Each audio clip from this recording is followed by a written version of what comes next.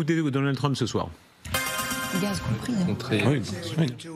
le président Poutine dans combien de temps? Dans à peu près 2 semaines. Marco Rubio rencontrera son homologue, Lavrov. Ils se rencontreront prochainement et c'est eux qui s'organiseront. Je ne sais pas, peut-être que c'est déjà organisé, ils se sont déjà parlé. Ça a été un très bon accord, très productif. Je rencontrerai le président Poutine.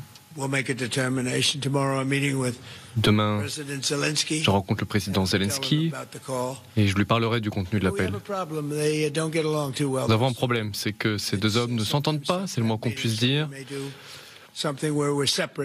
Peut-être qu'il faudra qu'ils se rencontrent de manière séparée, ils sont séparés mais égaux. Nous devrons parler aux deux parties. Leur relation est terrible. Vous savez, j'ai vu des choses que personne ne croirait, mais cette chose-là est vraiment incroyable.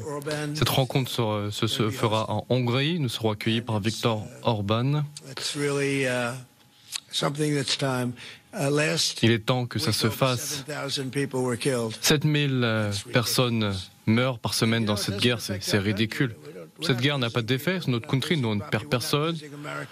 Il n'y a pas d'Américains qui meurent, il y a des Ukrainiens, des Russes qui meurent, des soldats majoritairement, mais enfin, c'est beaucoup trop. Et nous espérons pouvoir y mettre fin. À l'origine, grâce à ma relation avec le président Poutine, je pensais que mettre fin à cette guerre irait très rapidement. Mais qui aurait pu croire que je traiterais le problème du Moyen-Orient avant le problème russo-ukrainien? Personne, mais c'est ce qui s'est passé.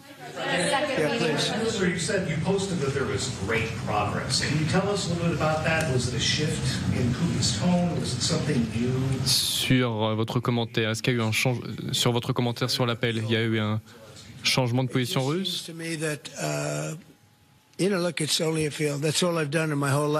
savez, c'est tout ce que je fais dans ma vie. Je fais des accords. Et je sais le faire bien. Moi, j'ai mis fin à 8 guerres déjà.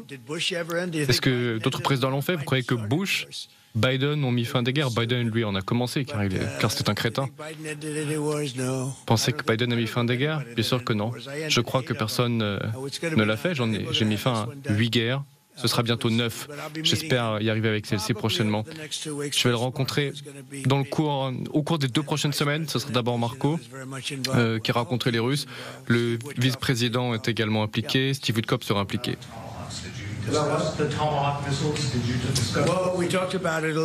Nous avons échangé sur un certain nombre de points, bien sûr, sur les Tomahawks, bien sûr. Nous avons besoin des Tomahawks nous-mêmes pour les États-Unis d'Amérique. Nous en avons besoin, même si nous en avons beaucoup. Et nous ne pouvons pas épuiser les stocks de notre pays pour d'autres pays. Des armes puissantes, des armes précises, des armes de très bonne qualité, mais nous en avons besoin nous-mêmes. On va voir ce qu'on peut faire sur ce point, je ne sais pas. Pourquoi pensez-vous, Monsieur le Président, qu'une seconde rencontre produira des résultats meilleurs? Eh bien, je crois qu'en Alaska, c'était il n'y a pas longtemps, eh bien, je crois que nous avons planté le décor. Moi, je n'ai pas commencé cette guerre, je ne l'ai pas lancée, c'est une guerre de Biden. Je suis arrivé dans ce bazar qui aurait pu conduire, me semble-t-il, à la Troisième Guerre mondiale, mais ça ne se produira pas. Ça aurait pu. Bien, je suis arrivé dans cette guerre qui faisait rage. Moi, quand j'étais président, cette guerre n'a pas commencé. L'Ukraine, c'est la prunelle des yeux du président Poutine, mais à l'époque où j'étais président, la première fois, il n'aurait pas pensé à le faire. Mais regardez ce que vous avez aujourd'hui, des millions de morts. Une situation absolument terrible. Je le fais pour sauver des gens, je ne le fais pas pour nous. Nous, on a un océan qui nous sépare de ce conflit, et je le fais également pour aider les Européens, car les Européens veulent mettre fin à cette guerre, mais ils ne sont pas capables de le faire. Je crois que nous aurons du succès, que nous allons sauver des vies. Cette guerre n'aurait jamais dû démarrer. Si les élections n'avaient pas été truquées, cette guerre n'aurait jamais démarré. Mais ça s'est produit et j'y mettrai fin.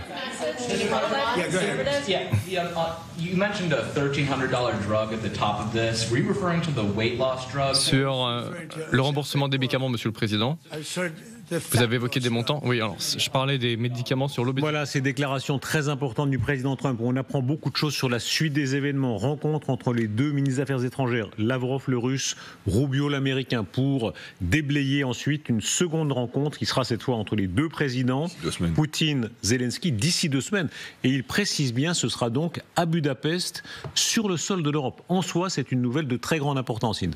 Oui, absolument. Et d'ailleurs, il paraît que c'est Donald Trump qui a proposé Budapest et que Poutine a tout de suite accepté. Donc c'est le sol de l'Europe, c'est aussi l'OTAN, et puis c'est quand même le pays de Viktor Orban qui n'a pas toujours eu les propos les plus durs envers Vladimir Poutine et envers la Russie. Donc c'est intéressant de savoir que c'est Donald Trump qui a proposé cet endroit-là.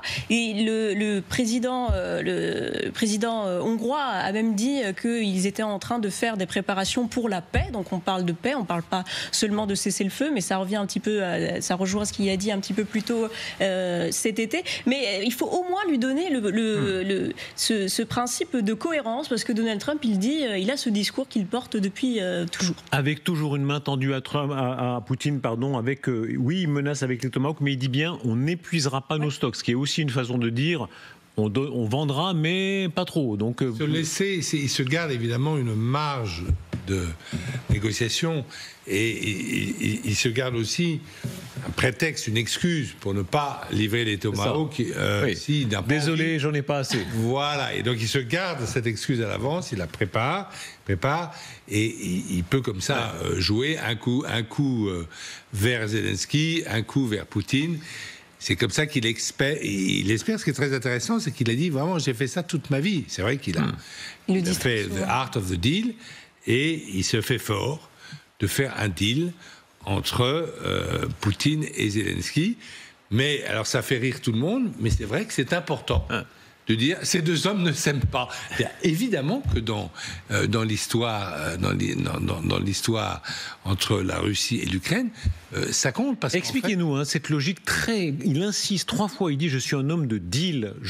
C'est pas la logique européenne de rapprocher les points de vue, on va être gentil. Non, c'est vraiment le rapport de force brute, chacun a son intérêt, et c'est deux intérêts qui s'entrechoquent, et ça doit marcher. Voilà, et je connais ça, j'ai fait ça dans le real estate aux États-Unis, et je suis capable, plus que de comprendre ces rapports de force, et de comprendre aussi le timing, c'est-à-dire avoir le sorte de kéros, c'est-à-dire intervenir exactement. C'est très intéressant. C'est vraiment une gestion humaine. Vous allez entendre dans quelques instants plus tard dans l'émission un sonore passionnant où Trump dit « Moi, je n'aime que les durs, j'aime pas les mous. Moi, j'ai confiance dans les durs. Un russe, un américain, très américain, c'est les gens comme ça que j'aime. Un israélien, très israélien, un palestinien, très palestinien. C'est une vision du monde. » Et le fait que Zelensky lui ait résisté... Il aime ça.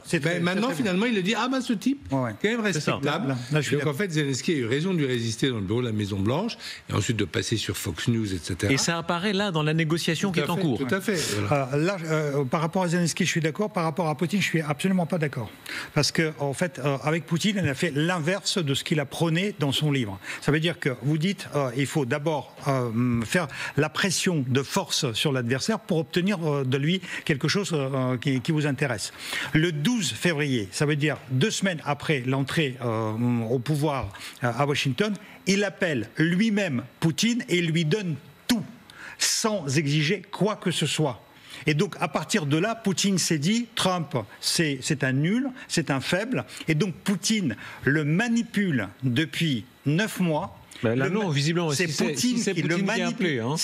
Lorsque vous regardez, non pas les paroles, non, qu'est-ce que Poutine a donné à Trump depuis 9 mois? Rien, zéro, rien du tout. Mais qu'est-ce qu'il a donné aux Européens? Non plus, rien du tout. Non, mais les Européens ne prétendent pas d'avoir gagné et d'avoir fait un deal avec Poutine. Oui, on a dit on aidera l'Ukraine jusqu'à la victoire. Trump a prétendu, il a d'ailleurs raconté à la Maison-Blanche, il a dit j'ai cru à 4 reprises que j'ai obtenu un deal avec Poutine. Et en fait, il y a sa femme, il a dit, mais Mélania m'a dit, en fait, t'es un imbécile, en fait, il te manipule. Il l'a dit lui-même. Et donc, moi, je suis très sceptique par rapport à tout ça. C'est une victoire tactique de Poutine. C'est Poutine qui manipule. Arrêtons-nous un instant. Ce qui va vraiment à une des nouvelles principales en Hongrie, c'est-à-dire ce sera sur le sol de l'Europe. Rappelons que dans cette même émission, le président de la République qui répondait à notre interview disait moi, maintenant, j'admets qu'ils viennent en Europe. Il y avait la première version des Européens qui disaient non, cour pénale internationale. Maintenant, on a un peu évolué. On dit pas à Paris. pas à Paris, mais il peut venir ailleurs dans l'Union européenne et puis on va négocier. En fait, si vous voulez, on ne peut pas avoir à la fois la paix et la justice pénale internationale. Parce que vous n'aurez jamais la séquence suivante, c'est-à-dire dire à Vladimir Poutine, maintenant Vladimir, tu vas être gentil, tu vas négocier avec nous, tu vas d'abord faire le cessez-le-feu. Et après prison. Ensuite tu vas rendre sa trappe, et après il y aura une deuxième phase, ça sera ton jugement. Ensuite une troisième phase, tu resteras en prison jusqu'à la fin. Sauf si vous gagnez. La fin de tes jours. Là, il faut aller jusqu'à Moscou. Sauf s'il y a une défaite. Voilà. Comme Hitler. Et voilà. Comme il y a une défaite. Voilà. Et ça, effectivement, ça ne marche pas. Alors, si effectivement, pour faire ce que De Gaulle appelait la paix des braves, il y a une condition qu'a utilisée d'ailleurs Trump dans le conflit israélo-palestinien. Expliquez-moi. L'amnistie. Oui, alors expliquez-moi pourquoi ce changement de position. C'est quand même très important ce qu'on est en train de vivre. C'est-à-dire, on avait une version il y a 2 ans qui était de dire on ne négocie pas avec Poutine, et maintenant on a Trump le premier, mais les Européens aussi qui disent oui, on est prêt à négocier avec Poutine. Pourquoi le Ils changement ? veulent la paix. Ils veulent la paix ? Mais c'est faute d'avoir eu les moyens de faire ce qu'on avait prévu. On ne s'est pas donné les moyens de permettre à l'Ukraine de gagner. Donc, faute d'avoir fait le nécessaire, maintenant on est obligé de faire des concessions et de se renier. Mais ça, c'est un drame de notre diplomatie ou de notre effort militaire qui n'a pas été à la hauteur de ce qu'on avait engagé. Et c'est le président Zelensky lui. Pardon. Non, mais. J'allais dire que le président Zelensky lui-même avait annoncé jamais je ne négocierai avec Poutine. Puis, on l'a vu ces derniers temps, il accepte de le rencontrer. Il l'a même mis au défi à plusieurs reprises de se retrouver. On l'a vu en Turquie, on l'a vu. Parce qu'il sait que Poutine n'acceptera jamais. En Arabie Saoudite. Oui, mais en tout cas, on voit une inflexion du président ukrainien pour faire plaisir à Trump. Non, qui se dit pour la paix.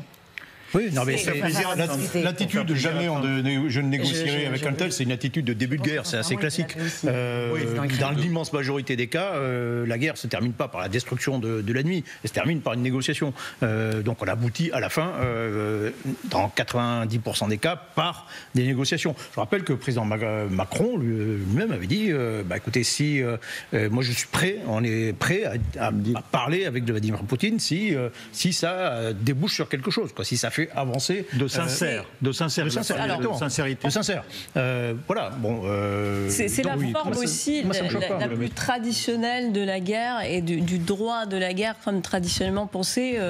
Si je gagne, si j'ai une supériorité numérique, si j'ai une supériorité sur le champ de bataille, donc je vais pouvoir faire en sorte que la personne face à moi négocie. Mais de toute façon, il ne faut jamais rompre les liens et les rapports avec les ennemis. Mais j'aimerais dire quelque chose de très important sur Donald Trump. Il faut comprendre son état d'esprit.